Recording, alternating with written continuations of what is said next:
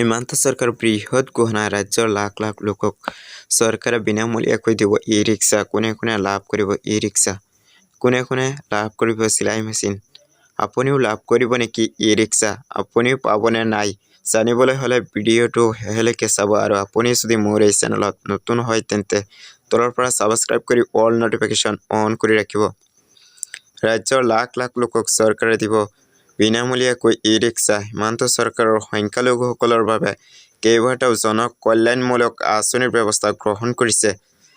মুছলমানসহ ৰাজ্যৰ লাখ লাখ লোকক প্ৰদান কৰিব ই-ৰিক্সা। মহিলাসকলক প্ৰদান কৰা হ'ব চিলাই মেচিন।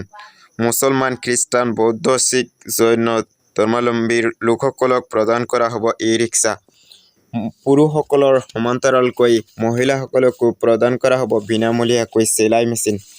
শৰ্মা চৰকাৰৰ বৃহৎ ঘোষণা আৰু কেইবাটাও বৃহৎ ঘোষণা কৰিছে হিমন্ত বিশ্ব শৰ্মা নিজে। আপোনালোকক মন্তব্য কেইটা শুনাব বিচাৰিছো, আপোনালোকে মন্তব্য কেইটা শুনক। একাদশ মান শ্ৰেণীত নামভৰ্তি কৰিলে প্ৰতিগৰাকী ছাত্ৰীয়ে 10,000 টকা পাব। দ্বিতীয়, যদি আমি সেই ছাত্ৰীজনীয়ে যেতিয়া আমাৰ ডিগ্ৰী পঢ়িব তাত এডমিশ্যনৰ কাৰণে 12,500 টকাৰ উদগনি লাভ কৰিব আৰু পষ্ট গ্ৰেজুৱেট পঢ়িলে 15,000 টকাৰ উদগনি পাব।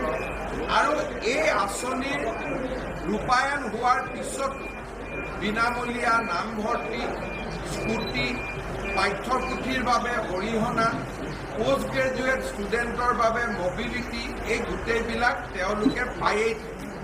নিযুত মইনা আঁচনি এক অতিৰিক্ত আঁচনি হ'ব। অৰুণোদয় আঁচনি 2.5 লাখ হিতাধিকাৰী বৃদ্ধি হ'ব আৰু অৰুণোদয় আঁচনিৰ হিতাধিকাৰীসকলক প্ৰধানমন্ত্ৰী ডাঙৰীয়াৰ জীৱন সুৰক্ষা বীমাৰ সৈতে সমাহিত কৰাৰ প্ৰচেষ্টা লোৱা হৈছে।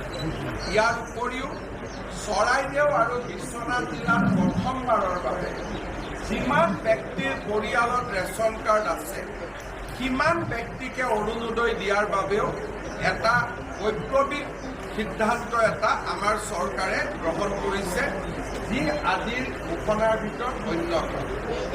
1 লাখ চৰকাৰী চাকৰিৰ পিছত 94,000 চাকৰি আমি সফলতাৰে দিয়াৰ পিছত আৰু 35,000 নতুন চাকৰি দিয়াৰ প্ৰস্তাৱ কৰা হৈছে আজিৰ বাজেটত। কিন্তু আৰু এটা সামাজিক ন্যায় দিশত গুৰুত্বপূৰ্ণ কোৱা হৈছে যে একেটা পৰিয়ালতে চৰকাৰী চাকৰি যাতে পুঞ্জীভূত নহয়, সেইকাৰণে এটাও চৰকাৰী চাকৰি নথকা পৰিয়ালৰ যুৱক যুৱতীক আমি চৰকাৰী চাকৰি নিযুক্তিৰ পৰীক্ষাত 5%ৰ বেনিফিট, এই 5%ৰ বেনিফিট পোৱাৰ লগে লগে চৰকাৰী চাকৰি এটা পৰিয়ালত পুঞ্জীভূত হৈ থকাৰ পৰিৱৰ্তে ই চৰকাৰী চাকৰি নাথাকা পৰিয়াললৈ বৃদ্ধি হ'ব। মহিলা আত্মসহায়ক গোটৰ সদস্যসকলক 10,000 টকা আৰু পৰ্যায়ক্ৰমে 25,000 টকাৰ বেংক লোন, 12,500 টকাৰ ছাবচিডিৰ কথা আমি উল্লেখ কৰিছোঁ। আজিৰ বিত্তমন্ত্ৰীৰ ভাষণত নগৰৰ আত্মসহায়ক গোটসমূহলৈও এই আঁচনিখন সম্প্ৰসাৰিত কৰাৰ কথা উল্লেখ কৰা হৈছে। মাইক্ৰ' ফাইনেন্স লোন ৰেহাই 50,000 টকালৈকে লোন লোৱা মহিলাসকললৈকে সম্প্ৰসাৰণ কৰা হ'ব। মুখ্যমন্ত্ৰীৰ আৱাস যোজনাত 1 লাখ ঘৰ বনোৱা হ'ব, তাত 13,000 চাহ শ্ৰমিকৰ বাবে সংৰক্ষিত হ'ব।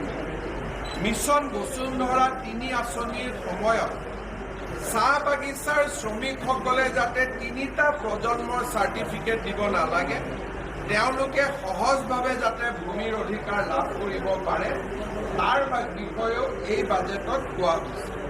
চাহ বাগিচাৰ শ্ৰমিকৰ বকেয়া বিদ্যুৎ বিল পৰিশোধ কৰাৰ কথাও এই বাজেটত উল্লেখ কৰা হৈছে। লোকপ্ৰিয় গোপীনাথ বৰদলৈ ডাঙৰীয়া যেতিয়া অসমৰ মুখ্যমন্ত্ৰী আছিলে, তেখেতে ট্ৰাইবেল বেল্ট এণ্ড ব্লক অসমত আৰম্ভ কৰিছিল, যাতে জনজাতীয় লোকৰ ভূমিৰ অধিকাৰ সংৰক্ষিত হৈ থাকে।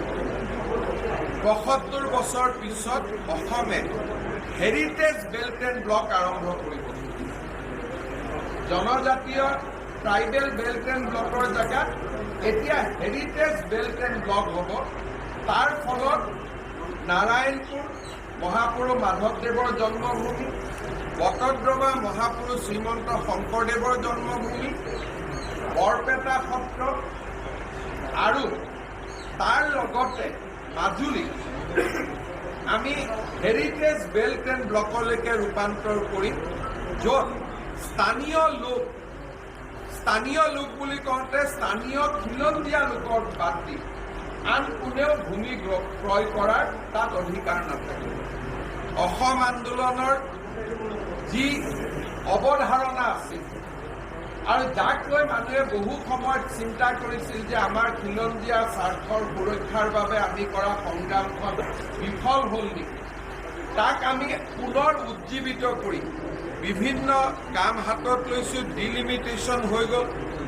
ডিলিমিটেশ্যনৰ পিছত আমি এতিয়া হেৰিটেজ বেল্ট এণ্ড ব্লকৰ যিটো ধাৰণা এই বাজেটত দিছোঁ, মই ভাবোঁ ই বহুদিনলৈ অসমীয়া জাতিৰ ঐতিহ্যমণ্ডিত সত্ৰ সংস্কৃতিসমূহ উদ্ধাৰ কৰাৰ ক্ষেত্ৰত সহায় কৰিব আৰু ভৱিষ্যতলৈ আমি হেৰিটেজ বেল্ট এণ্ড ব্লক আমি বৃদ্ধি কৰিব পাৰিম, এনেকুৱা এটা ধাৰণাও আমি এই বাজেটত উল্লেখ কৰিছোঁ।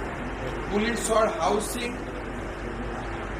নিবনুৱা যুৱক যুৱতীলৈ 2 লাখ টকা মুখ্যমন্ত্ৰীৰ আত্মনিৰ্ভৰশীল অসম আঁচনিৰ অধীনত ঋণ আৰু ৰাজ সাহায্য, এই ধৰণে আমি নতুন নতুন চিন্তা এই বাজেটত সংযোজিত কৰিছোঁ।